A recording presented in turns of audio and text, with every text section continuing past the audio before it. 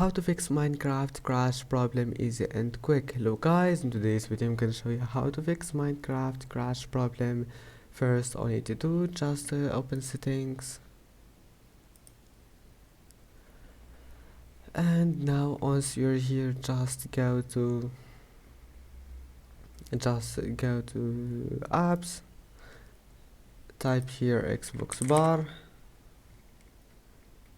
Xbox game bar.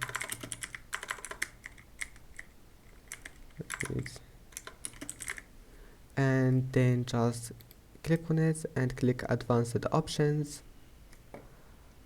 and here we'll find Xbox game bar advanced options. Scroll down until you find terminate, click on it, and that's it. Now just go back and try again, and you will find that your problem is fixed.